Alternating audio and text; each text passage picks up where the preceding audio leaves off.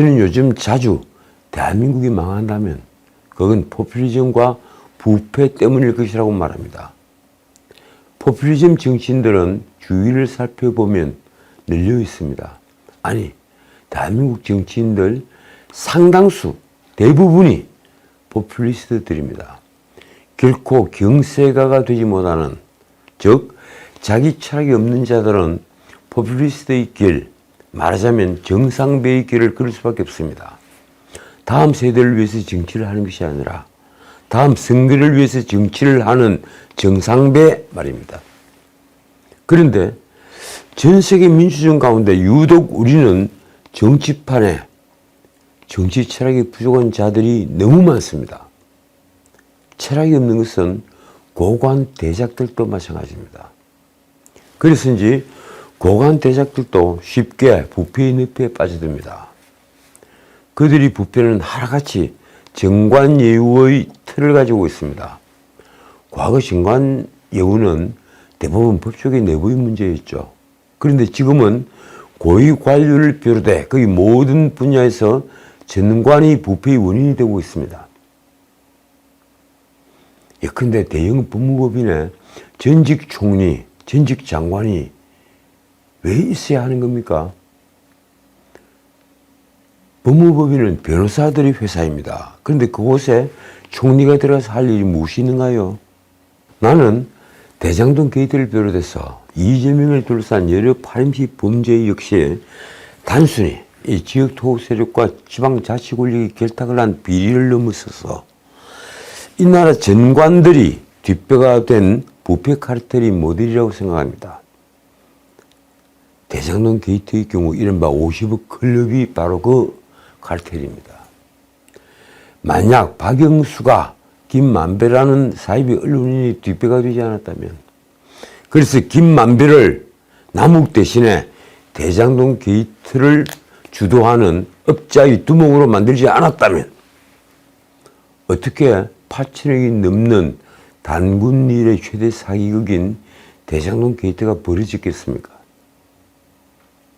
그것도 5,503억 단군 일의 최대 공익 환수라는 탈을 쓰고서 말입니다. 이재명은 늘 얘기를 했죠. 단군 일의 최대 공익 환수를 했다. 그게 돈이 5,503억이라 된다. 이재명은 이 일만으로도 솔직히 비난받아야 합니다. 설사 자신이 이런 범죄에 직접적으로 가담을 하지 않았다 하더라도 말입니다. 그 대장동 게이트 말고도 이재명은 백인동 개발 비리에 이어 상방울 대북 송금 사건으로 이번에는 수원지검에서 조사를 받았죠. 한국 정치 사상 야당의 대표가 파렴치 범죄로, 그러니까 정치범이 아닌 잡범으로 세 곳 검찰청에 5번째 출두를 하는 것은 전무후무할 일입니다. 자, 이번에 수원지검 출두를 보고 제가 특징 2가지를 정리를 했습니다. 하나, 이재명의 시간 끌기 전략. 이재명은 수원지검에 출두할 때나 밤 9시 더 이상의 조사를 거부하고 검찰청을 떠날 때 쇼맨십이 넘치는 정치인이었습니다. 단식 11차의 정치인인데 말입니다. 그는 검찰의 피의자 신문조서에 서명을 거부하고 떠났습니다. 그러자 수원지검은 이런 입장문을 냈습니다. 피의자는 조서 열람 도중에 자신의 진술이 누락되었다고 억지를 부리고 정작 어느 부분이 누락되었는지에 대해서는 대답하지도 않은 채 조서에 서명 날인도 하지 않고 일방적으로 퇴실했다. 그러니까 그나마 만들어진 신문조서는 아무런 법률 효력이 없는 종이 쪽이 되고 말았습니다. 수원지검은 이재명은 9일 오후 9시 이후 심야 조사를 사전에 약속했고 피의자의 건강 상태를 감안하여 필요 최소한도로 조사를 진행했다. 그러면서 이렇게 사정을 밝혔습니다. 그러나 이재명은 조사 내내 구체적인 진술을 거부한 채 진술서로 가름한다거나 질문과 무관한 반복적이고 장황한 답변, 그리고 말꼬리 잡기, 그런 답변으로 일관하는 등 조사에 협조하지 않아서 조사에 차질을 빚었다. 결국 당당하게 조사에 임하겠다고 말했던 이재명의 말은 헛소리가 되고 말았습니다. 말하자면 이재명은 정작 조사가 시작되자 사실상 진술을 거부하면서 조사에는 날인조차 하지 않은 것입니다. 자신이 야당 대표라는 점을 악용한 시간 끌기 전략이라고 할까요? 만약 그가 야당 대표가 아니었다면 검찰이 이런 폐악을 어찌 눈 감아주겠습니까? 자, 두 번째. 지금 이재명의 전략입니다. 추석 전 구속되는 일만은 피하자는 전략. 검찰은 또 이재명은 조사 도중에 오늘 오후 6시까지만 조사를 받게 해주면 12일 다시 출석하겠다고 먼저 요구를 해서 검찰에서 수용한 것이라고 했습니다. 이재명이 12일에 다시 출석하겠다고 먼저 요구해 검찰이 그에게 12일 재출석을 통보했다는 주장입니다. 그러나 민주당 권칠성 수석 대변인은 브리핑에서 이렇게 검찰을 공격했습니다. 충분히 신문 시간을 단축할 수 있었지만 추가 소환까지 요구하는 검찰 결정을 납득하기 어렵다. 검찰은 시종일관 시간 끌기식 질문이나 기록을 남기기 위한 질문 등으로 시간을 지연했다. 그러니까 시간을 끌고 지연한 것은 이재명이 아니라 검찰이라는 주장입니다. 자, 어쨌든 이재명은 12일 오후, 그러니까 오늘 오후에 검찰 출석을 하기로 결정했습니다. 권칠성은 검찰이 부당한 추가 소환 요구에도 불구하고 당당히 응하겠다는 입장이라고 말했습니다. 자, 그러면 과연 이재명은 오늘만은 검찰에 순순히 모든 진실을 진술하고 그리고 최종적으로 진실조사에 서명할까요? 권칠성의 말이 아주 재밌습니다. 검찰이 이번 조사마저 무도하게 조작하는 등 검찰권을 남용할 경우 당이 할 수 있는 모든 권한을 사용해 대응할 수밖에 없음을 분명히 밝힌다. 그런데 이 출구가 보이지 않는 단식이 계속되자 이재명의 강성 지지층인 개딸들이 이제 이재명의 단식 중단을 요구했습니다. 이들은 우리를 믿고 단식을 중단해달라며 감성적 호소를 했습니다. 민주당 청문 게시판에는 9일 이재명의 단식 중단을 요청하는 청문이 올라왔습니다. 이 청문은 이틀 만에 동의 7,000명을 넘었습니다. 이재명 대표의 팬카페 재명인의 마을에는 청문 동의를 독려하는 글이 여럿 올라와 있습니다. 민주당 내에선 이 청문인이 내건 약속들이 관심을 모았습니다. 약속이 4개나 있더군요. 1. 지역구 의원에게 검사 탄핵에 앞장서라고 요구하겠다. 2. 지역구 의원에게 일본산 농수산물 전면 수입 금지를 입법화하도록 요구하겠다. 3. 지역구 의원에게 양평 고속도로 의혹, 도이치모터스 주가 조작 의혹을 낱낱이 파헤치라고 요청하겠다. 4. 지역구 의원에게 해병대 상병 순직 사건 관련한 특검을 촉구하겠다. 등등입니다. 이 민주당 의원들이 이 같은 사안을 실행하도록 개딸들이 나서 압박을 하겠으니 자, 이제 대표께서는 단식을 멈추십시오 하는 청문입니다. 자, 그런데요, 이재명의 대중을 향한 거짓말을 어떻게 이해해야 합니까? 그는 자신의 범죄를 정치 검찰의 조작 수사라고 합니다. 정치 탄압을 받고 있다. 이건 조작 수사다. 9일 9일 밤 9시 그는 수원지검을 나서면서 정치검찰의 연민을 느낀다라고 말을 했습니다. 그는 당당하게 검찰 수사에 응하겠다고 했는데 당당함은 솔직히 보이지 않고 사악한 거짓말밖에 보이지 않습니다. 제가 보기엔 그렇다는 겁니다. 그것도 대중을 향해 하는 거짓말입니다. 이번 단식도 그렇습니다.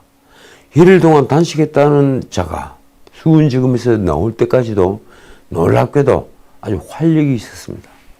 보통 사람이면 이미 쓰러졌을 텐데 말입니다. 김성태 전 의원도 황교안 전 대표도 모두 8일째 앰뷸런스에 실려갔죠. 그러니까 죽음을 무릅쓰고 한다는 단식조차 거짓말인 것입니까? 저는 정말 궁금합니다. 자, 9.1 밤 풍경을 다시 한번 보겠습니다. 검찰에 이재명이 출두했던 날 말입니다. 이재명은 9일 11시간가량 검찰 조사를 마치고 오후 9시 43분쯤 수원지검 청사에 나와 귀가를 했습니다. 그는 검찰 조사를 마치고 청사 밖으로 나와 자신을 기다리던 조정식 사무총장 그리고 천준호 의원 등과 일일이 악수를 했습니다. 그런데 오후 7시부터 조수 연락을 시작한 이재명은 2시간 40분 동안 전체 분량 120쪽의 3분의 1 정도만 검토를 한 뒤에 조수에 서명도 하지 않고 나왔다고 합니다. 조사에 배석을 했던 박균택 변호사는 이 진술 취지가 분명하게 반영이 안 된 부분이 많이 있어서 검토를 하다가 중단했다고 말했습니다. 빠진 부분이 조금 있는 것이 아니라 너무 많이 있었기 때문에 그걸 전부 다 보완을 해서 조서를 새로 만들 수가 없었다는 주장입니다. 어쨌든 검찰은 남은 조사를 위해 12일, 그러니까 오늘 추가 소환을 통보했습니다. 그러나 이재명 측은 처음에는 당내 일정이 있어서 출석이 어렵다. 이 추후에 다시 조사 일정을 정하자며 거절을 했습니다. 당시 이재명은 조사 일정과 관련해서 이렇게 말했습니다. 제가 무슨 힘이 있겠습니까? 무소불위 검찰이 오라면 오고 가라면 갈 수밖에 없는 패자 아니겠습니까?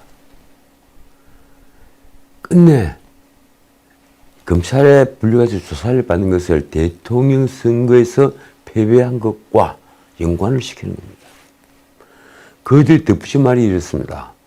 오늘 조사를 다 못해서 검찰이 다시 소환하겠다고 하면 날짜를 협의해 5번째든 6번째든 나가겠다.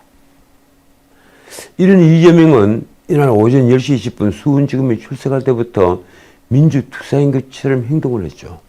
검찰 포토라인에서는 이재명은 미리 준비한 A4 용지를 꺼내 입장문이라는 걸 읽었습니다. 그 내용이 이렇습니다. 윤석열 대통령은 민주주의 민생 파괴, 평화 파괴 행위에 대해서 그리고 국민 주권을 부정하는 국정 행위에 대해서 국민에게 사과해야 한다. 참 놀랍습니다. 그러니까 윤석열은 반민주주의자이고 자신은 민주주의자이다. 이렇게 구분을 한 겁니다. 그 뒤에 덧붙인 말이 놀랍습니다. 국정 방향을 전면 전환하고 내각 총사퇴로 국정을 쇄신해야 한다. 민주당은 이날 검찰 조사에 대해 이렇게 규정을 했습니다. 시간 끌기식 질문과 추가 소환을 통한 망신 주기식 수사다.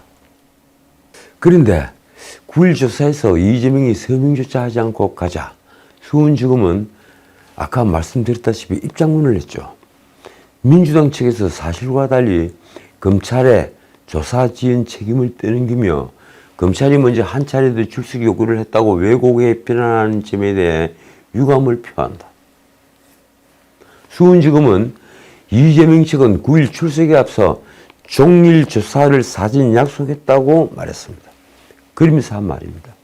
이재명은 조사 내내 구체적 진술을 거부한 채 진술서로 가름한다거나 질문과 무관한 반복적으로 장황한 답변 그리고 말꼬리 잡기 답변으로 일관하는 등 조사에 협조하지 않아서 조사에 차질을 빚었다.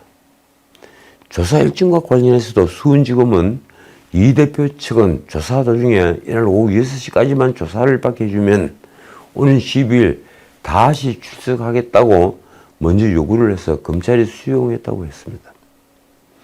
그런 이재명은 입장을 번복해서 12일 출석 여부 확답을 미루다가 결국 10일 오후에 출석하기로 했던 것입니다. 이재명이 조서에 서명을 하지 않은 것과 관련해 수원지검에서 한 말은 내렸습니다.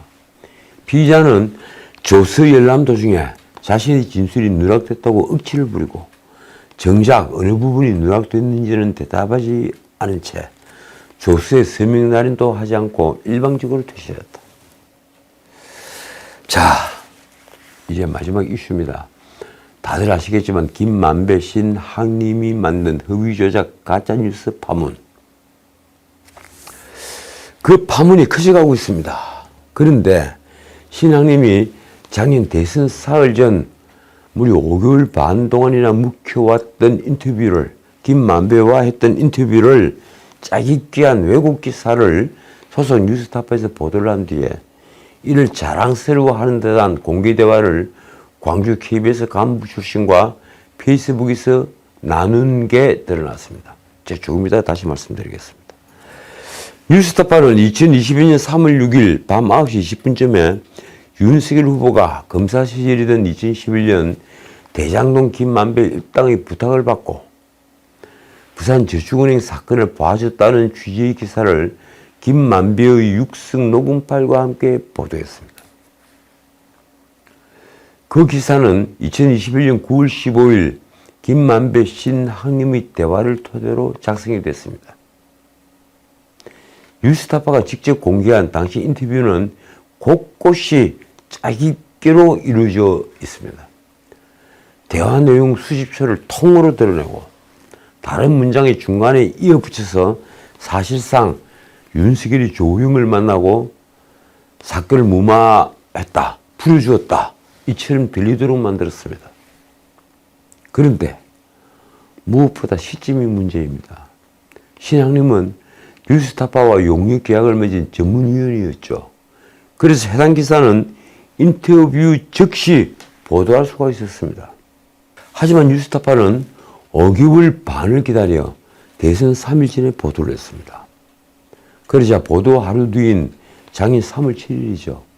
정병준 전 광주 KBS 보도국장이 페이스북에서 신학님을 이렇게 칭찬을 하고 있습니다. 신선배, 그나저나 대단하십니다. 그걸 품고 어찌 6개월 버티셨습니까? 선거 이틀 전에 저 같으면 하루도 못 참고 나불거렸을 것 같은데 큰일 하셨습니다. 말하자면 선거에 영향을 끼칠 시점까지 기다린 이 신학님의 인내심에 아주 보이는 찬사였습니다. 그러자 신학님은 이렇게 답했습니다. 3일 전입니다. 얼마나 자랑스러웠겠습니까? 신학님 씨. 자, 이 사건에 제가 내린 결론입니다. 첫째, 이 사건은 잘 짜진 가짜뉴스 선거 개입 사건입니다. 이 사건이 터지기 전에 이재명은 TV토론에서 윤석열 후보에게 왜 조용에게 급히를 타줬느냐 이렇게 현란성 질문을 던졌습니다. 어제 제가 뉴스회전에서 바로 이 문제를 짚었죠. 이재명 후보가 김만배 쪽과 사전에 통한 것이라는 아주 강한 의심이 드는 대목입니다. 이 뉴스타파의 보도가 대선 3일 전이 아니라 5일 전이었다면 대통령 선거는 어떻게 되었을까요? 아마도 그 결과는 달랐을 가능성이 아주 큽니다. 그런데 대선 결과는 불과 0.73%포인트, 25만 표 차이였습니다. 자, 둘째, 현대민주정에서 민주주의의 꽃인 선거제도를 파괴하는 두 범죄. 하나는 재정을 풀어 표를 사는 포퓰리즘. 옛날에는 돈을 마구 풀어서 고무신 선거, 막걸리 선거라는 얘기를 들었죠. 그런데 지금은 재난지원금 같은 재정을 풀어 표를 사는 포퓰리즘, 즉 매표 행위와 그리고 또 하나 허위조작 가짜뉴스로 선전선동을 통해 여론을 조작하는 진실을 왜곡하는 행위. 이 둘입니다. 이 둘은 민주주의를 파괴하는 중범죄입니다.